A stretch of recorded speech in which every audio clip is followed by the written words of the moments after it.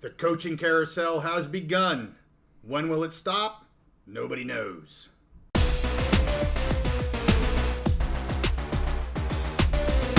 The coaching hot stove is back in full force, so we're back on the big mountain to break it down for you.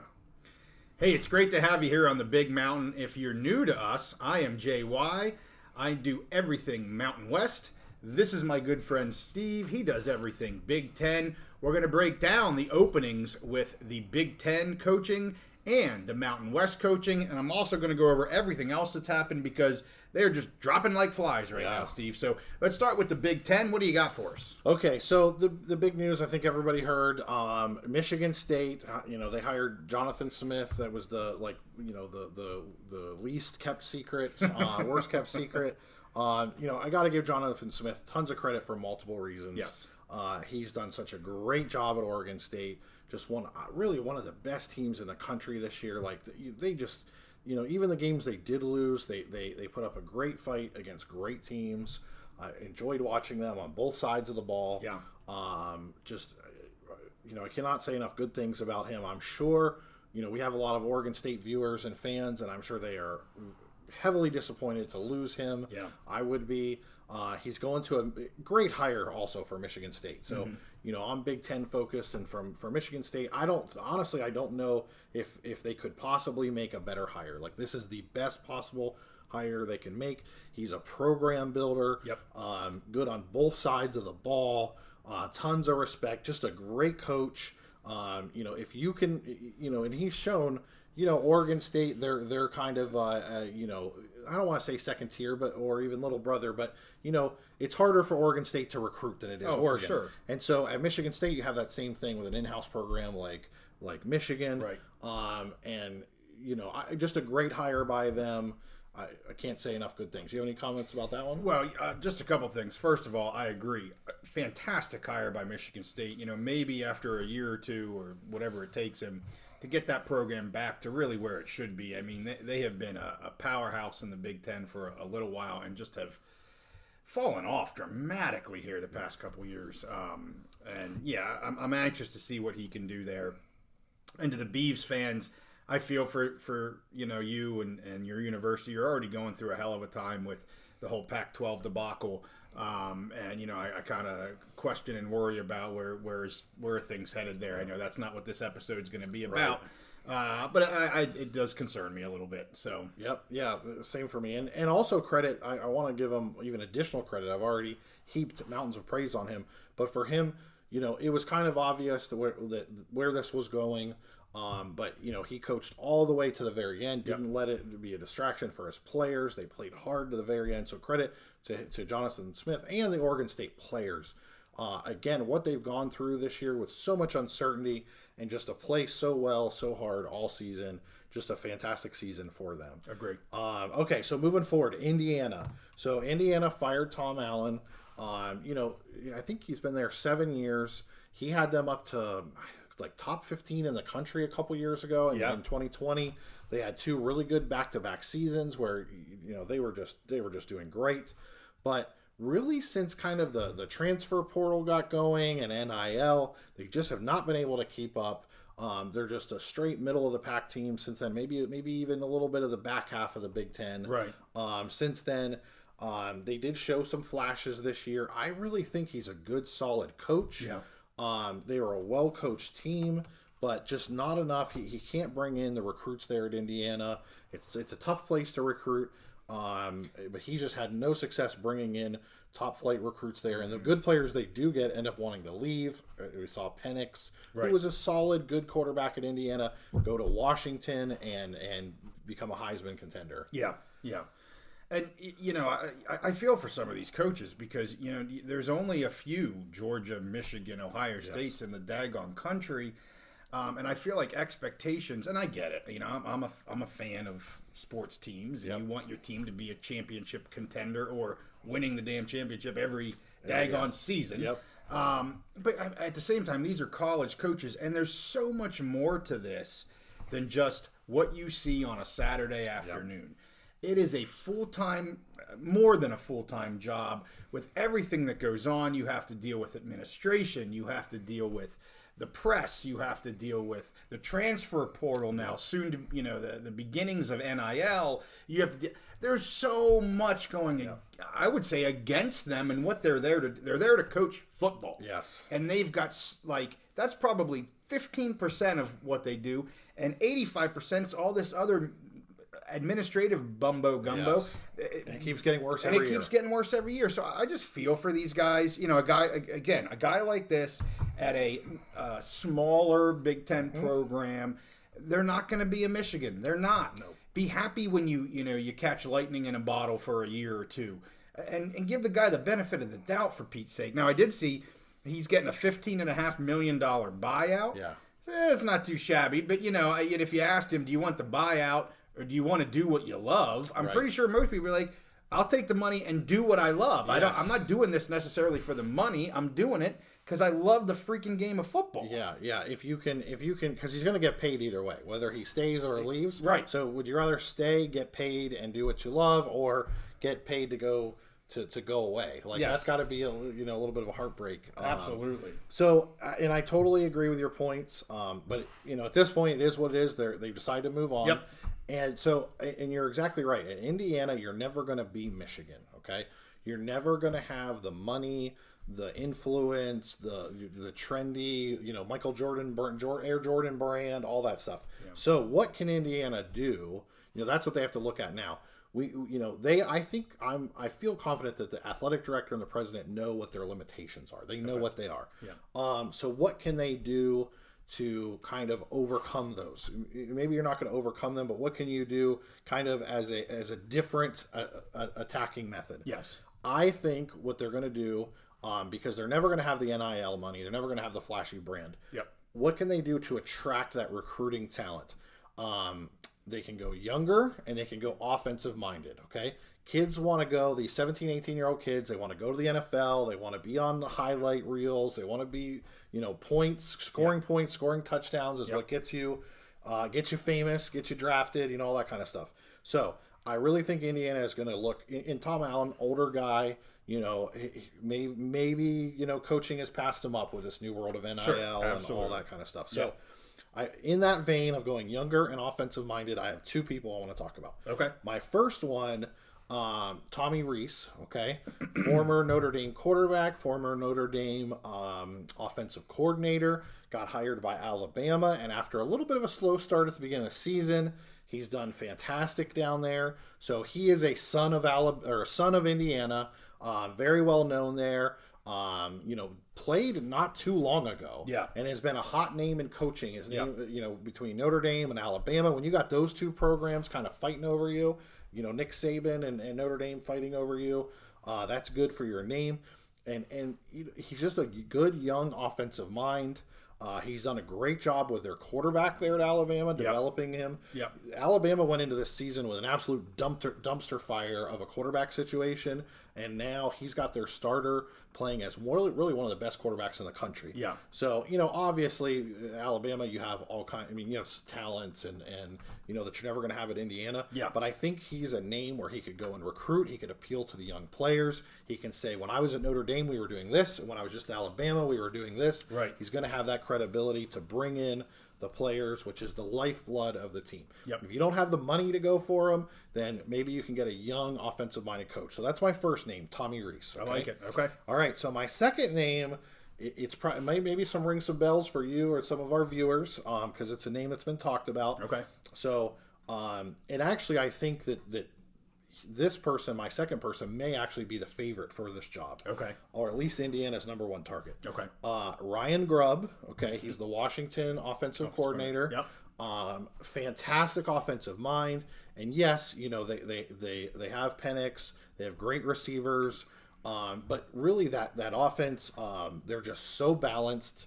Penix was just a guy at Indiana. Since he's come to Washington and played for Ryan Grubb, he's I don't know if he's the Heisman Trophy favorite, but he has been at different times this year. Yeah. And he's a Heisman Trophy contender, and that offense is just so good, so balanced. He's the hot name. They they're probably top 5 offense in the country. Mm-hmm. And same thing, a younger guy. I don't think he's quite as young as Tommy Reese, but younger guy. He can say, this is what I did. I turned Michael Penix into a Heisman Trophy winner, or at least got him on the stage. Right. I did this with the offense in Washington. Everybody knows Washington's offense right now. So those are things that he can point to, because again, they're not going to have the NIL money, they're not going to have the brand power. Right. So for me, those are the two that make sense because of young offensive-minded coaches. I love it. And Ryan Grubb is a name that you're going to hear from me as well. I think a lot of schools are going to have interest in him, quite frankly. I don't know where that may go, but you talked about the two with the Big Ten. Let's get into the Mountain West, because we've got three right now that are opened. And we've got a few others that may become open soon. So let's start with San Diego State. So obviously, Hoke is retiring here. We've actually talked about that for a couple weeks, and I said, well, he's got this contract, and they're going to buy him out, or what are they going to do? He's going to retire. That's what he's going to do. You brought it up, I think, week one, even after a win, how some of the fans were not happy with his style. Yes, for sure. And this season played out horribly for his style, quite frankly. Yes. Defensively, yes, they're a solid defensive team. Offensively, struggle. So I'm going to start with Ryan Grubb, because you just talked about him. Obviously, offensive coordinator at Washington. He does have 5 seasons in the Mountain West at Fresno, so a lot of ties back to the Mountain West. And San Diego State, one of the schools that, and you say, well, why would a OC at Washington or any of these, top schools go to the Mountain West? But San Diego State does have a strong name, strong athletic program, definitely an area that I could see him at still West Coast. Yep. He has ties to the Mountain West. I just think there's going to be so many offers for him. Yep. I don't see San Diego State being able to lure him there. It'd be really interesting if they did. It'd be phenomenal, quite frankly, if they did. I just don't see it happening. I think he's going to get way too many other offers, and San Diego State's not going to be at the top of his list. Can I say real quick, a lot of parallels between Brady Hoke and Tom Allen. Both have a long history of successful coaching, similar styles, kind of similar in age. I'm not exactly sure how old Tom Allen is, but guys who were, really good, solid coaches maybe in the 90s and the 2000s that, maybe this new style of the game is just kind of passing them by. So it's kind of some parallels. And I'll say San Diego State, if you're an offensive coordinator at a big time program, right?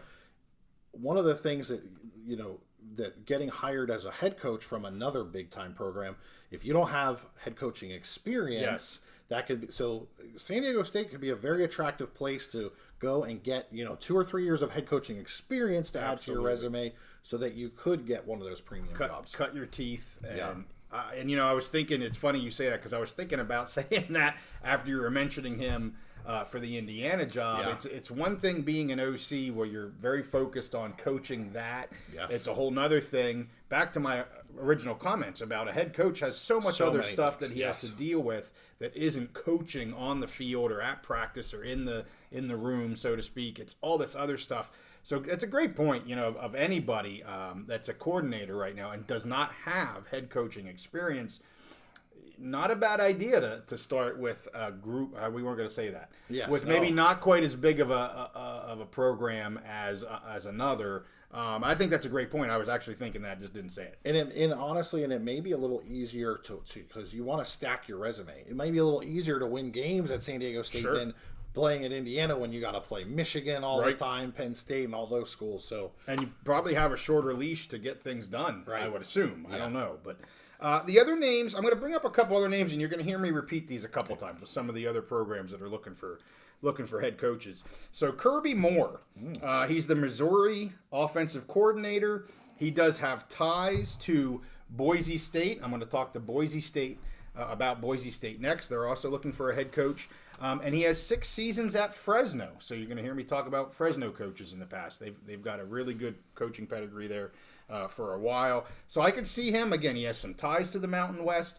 Is that somebody that wants to come back and maybe take on a head coaching job for San Diego State? And another one, Brian Harsin, the former Boise State head coach, had a fantastic time. I'll get into some of his stats there with Boise State in a minute. But fantastic head coach at Boise. Left for Auburn, didn't work out for him there. But I think he could fit in really well at San Diego State there. And then of course Brennan Marion, the UNLV OC. I think a lot of these coaches on UNLV's side right now, a lot of people are going to be looking at them saying, oh, wow, look at what this coaching staff did with this team this year. So you're going to hear me talk about them here a little bit as well. I think some of them are going to be looking to get pulled potentially by some of these programs. And we know that Marion was already interviewed by San Diego State. So that's not even me guessing on a guy. Yeah. The interview has already happened. He's running that go offense, if you will, at UNLV. He's in the Mountain West right now. So clearly I think he may have a leg up. Somebody else that they've already interviewed, Tony White, the Nebraska defensive coordinator. Okay. So those are two interviews that have already happened. So we'll see. A lot of names being thrown around by San Diego State. I think Grubb is a long shot. I don't know about Moore and Harsin if they're looking to come back to the Mountain West. I think both would be excellent fits. But I think this Brennan Marion, I think, is on the fast track, if not this year, very soon to get a head coaching job. And, I almost hate, I did kind of mention this before, and I almost hate to bring this up as they go towards the Mountain West Championship game. Yeah. You really have to wonder if the offensive coordinator for UNLV, what was his name again?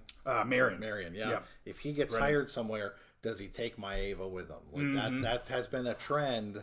So that could have huge ramifications. And San Diego State needs a quarterback. Yeah. Nothing against Maiden. He's a converted quarterback.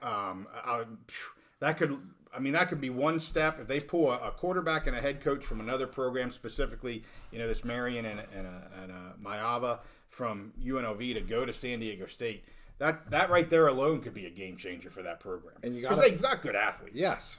And you got to fill the stands. You've talked many times about the new Aztec Stadium. Yes. You have to fill. They built this new stadium. They have big ideas, big goals, and one of those has got to be you got to fill that stadium. Absolutely. What fills a stadium? Fans want to see points. They want to see offense. That's what you said this from the first game of the season. Mm-hmm. Fans were sick of Brady Hoke style of let's get up 6-0 and play defense the rest of the game. Boring as crap. Right. I really see a lot of parallels between San Diego State and Indiana. I could see both teams going young, offensive-minded coaches. Yep. Let's go to Boise State. So Avalos was relieved of his duties on November 12th. So it's been a few weeks, and wow, they've just done great things since then. I still wonder, and I wonder if we're going to find out anything about the McAllister situation. He had left earlier in the week before Avalos was let go. Yeah. And man, if they still had McAllister for this Mountain West Championship game, my goodness, just a stud receiver. Yeah. That gives them both pass and or a receiver and running game with Genty. But anyway, we're not talking about that. We're talking about coaches. Yeah. So Spencer Danielson, the interim, he was the defensive coordinator, is the defensive coordinator. He's the interim head coach. You got to think he's going to get a look. I don't know if they're going to continue with that. A very small sample size here. You hope good things for him, but I would guess they're probably looking outside of him right now. Again, Kirby Moore is one. I talked about him. Missouri OC. He's a former Boise State wide receiver. Boise State loves hiring former coaches, players. Yes. They are just. That's just what they do. Yep. They stay in house. They stay in house. Yep. They love doing it. They've had a lot of success doing it. So certainly ties there with Moore. He had 6 seasons at Fresno. Again, the ties to the Mountain West. Yep. He's an OC right now. I really think this. I think it fits, for them right now. Looking at Moore. The other one is Harsin. I struggle with that. Are they going to go back to him after what was done? Yes. Fantastic 7 seasons, 69-19, 3 Mountain West Championship games, but then he just kind of left for Auburn. Yes, there's a bad taste in the mouth. Does the second time around feel as good as the first time around? So I don't know if it works for him. Actually, I think Harsin maybe is a better fit in San Diego State than he is in Boise. I kind of like Moore as my top go-to here for Boise State. I got a couple thoughts. Yeah. So if I remember correctly, before Harsin was Chris Peterson, who left for Washington. Yeah. And is still from what I can tell, beloved by the Boise State fan base and Sure. whatever. And Harsin was kind of his, if I'm remembering this correctly, kind of his like protege or whatever. Right. Okay. And honestly, Harsin, fantastic coach. Going to Auburn, I think, was a dumb move for him. Yeah. I totally get it. I mean, you go to one of these big conferences and you get the big salary. Yep. You're like, I'm going to have all these resources now. I'm in the best recruiting hotbed. Well, the people at Auburn are nuts. Okay, they are. The people in that area of the country are absolutely freaking nuts. Yeah. We talked about this with Penn State and other teams and expectations or whatever. Right. You can't coach down there. You talked about all the things that go on. Unless you win the national championship, you beat Alabama and win the national championship. Yep. Not only do you have fans complaining about it, you have boosters who are writing checks telling your bosses, if you fire this guy, I will donate $20 million to the program right now. Like, how do you work under those conditions? Sure, right. So just down there, wherever he goes, and I think he should definitely go back to the West Coast. So the Mountain West or wherever. And I don't know if you're going to talk about Oregon State job now that that's open. I will shortly, yes. But you can sure bring it up. I think he might be a good fit there. Absolutely. I think wherever he goes, especially if it's on the West Coast in the Mountain West, he will be great. My other point though about Boise is,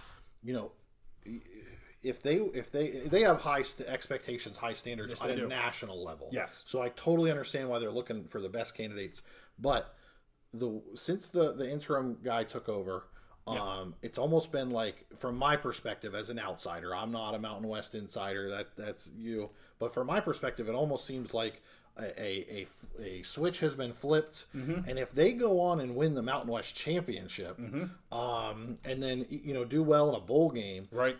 Like, to me, that's really difficult if the team wins a championship, basically kind of hits their goals. And if the players are buying in, because there were a lot of rumblings, we try and stick to facts and not rumors or whatever, but there was rumblings about the other coach and not getting along with players and basically almost like a player revolt kind of thing. So if the new coach, the interim coach, if he's got the players, he can keep because they have some good talent they've brought in. No doubt. They have some good recruits that are supposed to be coming in. If he can keep those guys and they believe in him, that's like 80% of the battle. When the players believe in the coach, they go out there and fight. So I think they're going to have a difficult choice there if Boise goes and wins the Mountain West. Yeah, for sure. No doubt about that. And it leads you to believe, pure speculation, but if that's why McAllister left, and they went, ruh-roh, we just lost one of our top talents.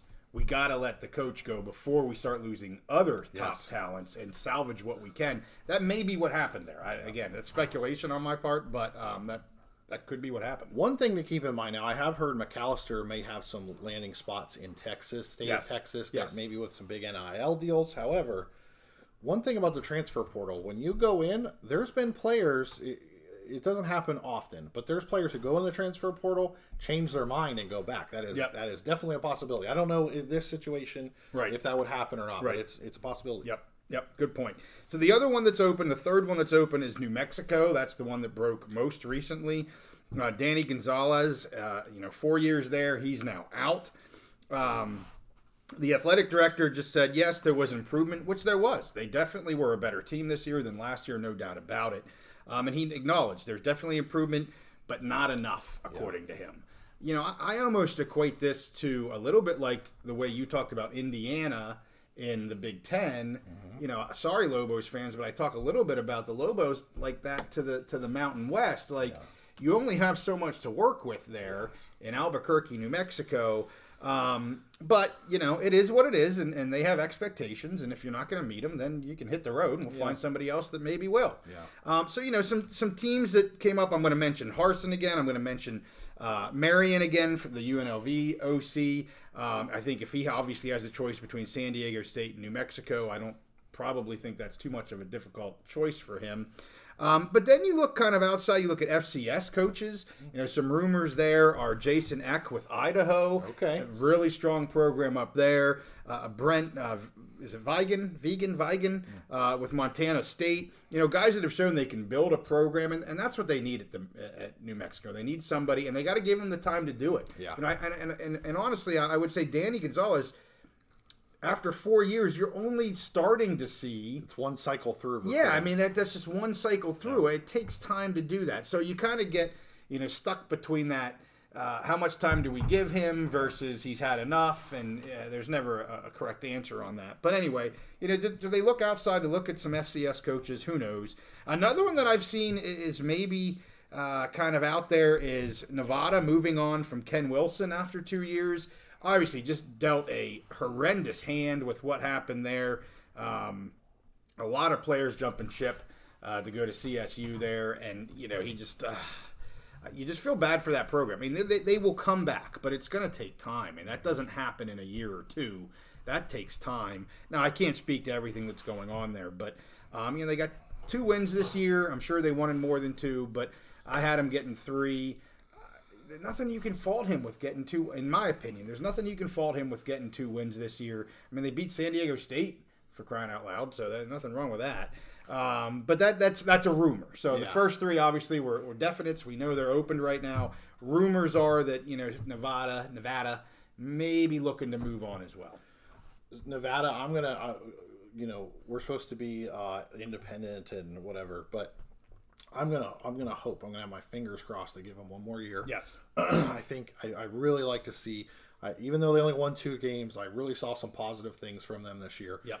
With a total rebuild. So I think another year would be great. I really think they should give them another year. Now, if you're still in that same trajectory of winning 4 games or less, then whatever next year. But I'm hoping they give them another year. I want to go back to New Mexico, Danny Gonzalez. Okay. It is what it is. New Mexico, it's New Mexico. Yep. So it didn't work out for him. It's a hard place to win. Yes. So it didn't work out for him as a head coach there. From everything I'm reading, he is going to be one of the top defensive coordinator targets now. Okay. Because a lot of people are assuming he won't get another shot right now for a head coaching position. Right. So, you have a great defensive coordinator. He was a great defensive coordinator before, a great defensive coach with head coaching experience. Right. We've talked about these young offensive coordinators, maybe going to San Diego State, maybe going to Indiana, maybe going to Oregon State, whatever. Mm-hmm. I really could see a scenario where you pair one of these offensive coordinators. Let's say the UNLV offensive coordinator going to San Diego. Sure. If I'm him, my first call is Danny Gonzalez. Hey, come be my assistant head coach. Right. And run my defense in San Diego State. This would be a great opportunity for you to get, or at Oregon State or at Indiana, whoever. If I'm a young offensive coordinator who gets hired as a head coach, he is my first call. Yeah, come and be my assistant head coach. Help me out, run my defense, and this will be a great opportunity for you to kind of get your name, get back on the horse right away, and get your name out there again. Again, that would be my first call. That's a great point. Yeah, that's a great point. Let's go. We've talked about Oregon State a couple times, so let's go to Oregon State here real quick. You look at some, and I'm the Mountain West guy, so I'm going to throw some names out there. Okay. Are these people that Oregon State maybe is looking at? I agree. We talked about Harsin here before. Is he at the top of the list there? Potentially, I don't know. But if you look at Mountain West, you got Jeff Tedford there at Fresno. Yeah. Fantastic job there. You look at San Jose State, Brent Brennan. Again, another really good job there. And UNLV, Barry Odom.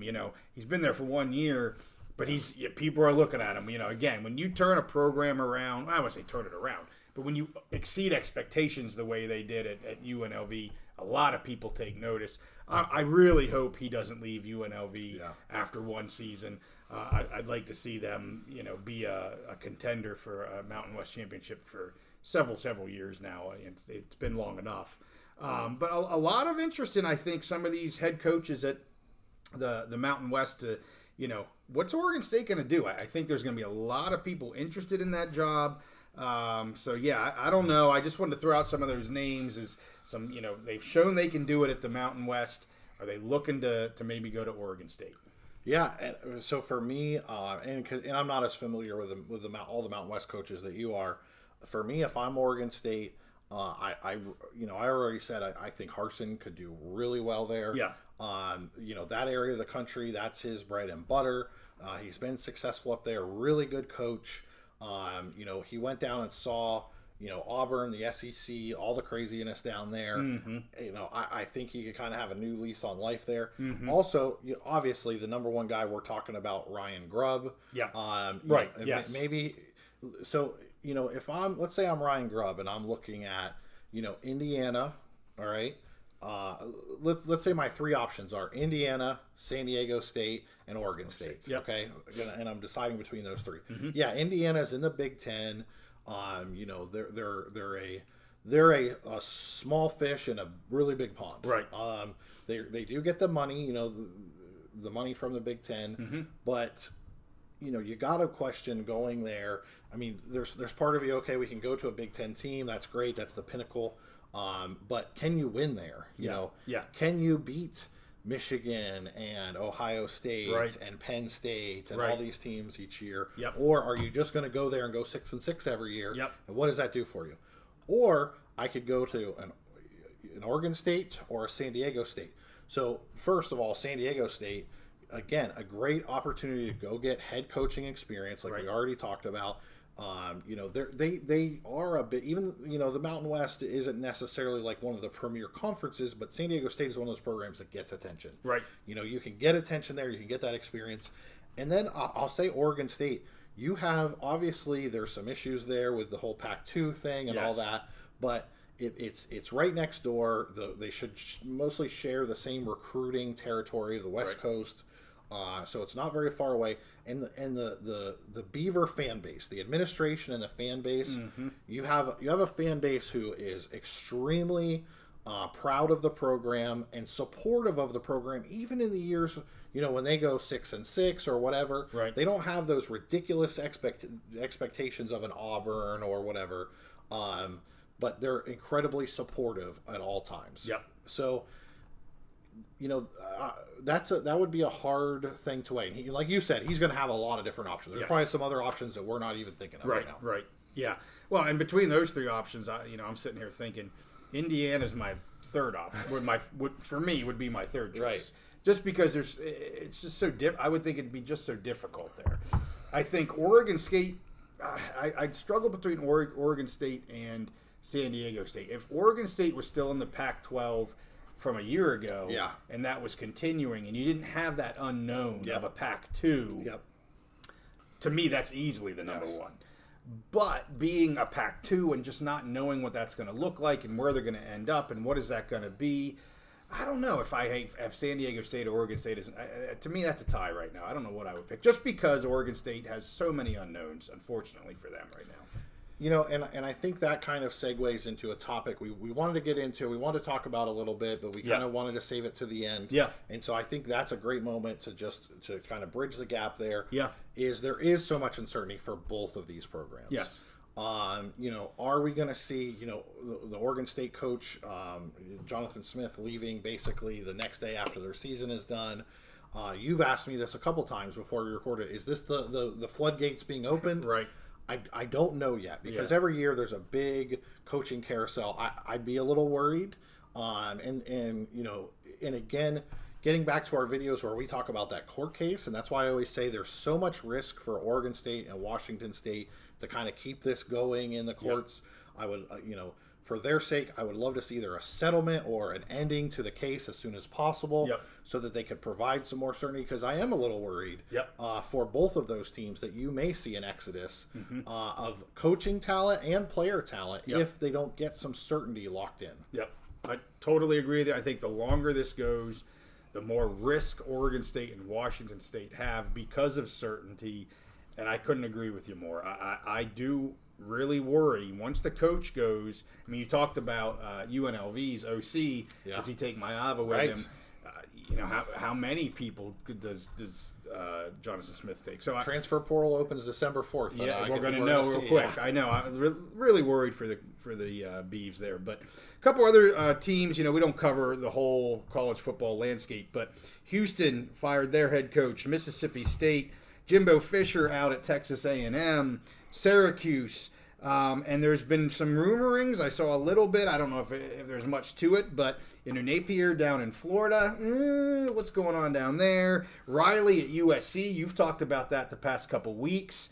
And then Brown at West Virginia. I know those aren't out yet, or they haven't done anything yet, but definitely some other ones. The shoe could be ready to drop on some other big programs here. I think Riley will get another year. I think people are maybe a little bit of overreaction because honestly, if he was let go right now, he would definitely be the number one coaching candidate on everyone's board for sure. So I think that's a little premature. Obviously, USC was just so disappointing this year. I do think Napier down in Florida probably gets another year, not necessarily because of anything he's done on the field, but he's really starting to show progress in recruiting. They have a really good class coming in. So unless you see them all leave, I think they'll give him another year, let him bring in all that talent and see what they can do. Yeah. Texas A&M, we saw this one coming. What was the other one? Mississippi State, West Virginia. West Virginia. I think Brown probably gets another, again, the same thing, another year in West Virginia, maybe one more year. Okay. The big talk, he replaced Dana Holgorsen. So Dana Holgorsen was just fired in Houston. Right. And when they played each other, it was supposed to be the get fired bowl. Whoever loses gets fired. Well, Houston won the game, but Dana Holgorsen still gets fired. Because he's just not only is he not being successful, he's not a likable dude. Nobody likes him, right. So that helps. Brown is more of a, and this is kind of might sound naive, but he is kind of more of a Mr. Nice guy. I think they like him. I think they would give him another year. He didn't have a total dumpster fire of a season. They showed some progress this year. So I think he probably gets another year. One last kind of juicy tidbit I want to give you as far as a Big Ten. Now this is a rumbling. This is a rumor. Okay. This isn't maybe anything that's being reported so far. Okay. There's a lot of talk about. So it really looks like Texas A&M has locked on to Elko from Duke as their definite candidate. Okay. I don't think there's been an announcement yet. I don't think that it's a done deal, but it looks like they're locking on to that. But just before that news kind of hit, there was a lot of rumblings about mutual interest between Texas A&M and Ryan Day, the coach at Ohio State. Oh, okay. So we're fresh off of we're about 36 hours from Ohio State losing for the third year in a row to Michigan, a very emotional loss. So I'm just kind of throwing that out there, not because I think it'll happen, because it looks like A&M has their guy in Elko. Yeah. I was just a little surprised that of those rumblings and those rumors that there was mutual interest. That is interesting. between Ryan Day and Texas A&M. Wow. For me, I have a hard time thinking anybody would leave Ohio State for Texas A&M, but money talks, and the guy's been there 3 years and has lost to Michigan 3 years in a row. That can get old. So who knows if there was real interest, but I just thought it was interesting and worth mentioning. Well, and the amount of pressure I'm sure he's under right now, again, losing 3 in a row and stuff.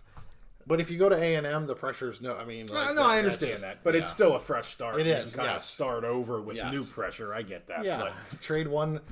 Out. What is the old saying? Out of the frying pan and into the fire. There you go. That could be what's happening. Yeah. With anybody, not just him, but anybody. Yes. And the other thing I wanted to point out real quick, because we talked about the $50 million buyout to Allen. Yeah. So far, we're at $118 million in coaches' buyouts. And we've only just begun. There's more coming. Yeah. And I believe that's a record from what I saw. $118 million in coaching buyouts. Well, Crazy. I think one of the off-season topics you and I have discussed is like the revenue, how the revenue is jumping crazy amounts, like exponentially in some cases, with the college football playoff starting and the new media deals. Yep. And basically kind of beating that drum of, yes, the players are getting NIL now. Yep. But with the I think we're going to see more and more made of the fact as the revenue increases, the coaches sign these crazy deals. Yep. They can go from team to team just like the players. They get buyouts when they're not good enough. They get a nice golden parachute out the door. Mm-hmm. I think you're going to see more and more conversation of players not the fact that they don't get any cut of that revenue, right? And that maybe they should get some kind of piece in the pie. And I again, you and I have been talking about doing some off-season episodes regarding that. So love it. Something to look out for viewers if you're interested. Yeah, so I think that's where we sit with the coaching carousel. We'll probably do another one of these in a little bit when things either spin faster or maybe slow down. I don't know which. But hey, we're going to be doing a pick video for this coming week's championship games. I know Steve will pick the Big Ten game. I'll pick the Mountain West game. Probably pick a few other games. And then Steve and I have also decided we are going to pick every bowl. So if you're interested in hearing what we have to say, subscribe to the channel. Give us a like. Add some comments here. What do you think about some of these coaching changes? Who do you think is going to be going where? And last thing I'll just say is, hey, we had our merch store just drop here a few days ago. We don't have all the logos out yet, but you can check it out. I'll put a link in the description. And I think that's it. Anything else from you, Steve? No, that's it. Good to go. All right. Hey, with that, we'll see you next time on the Big Mountain.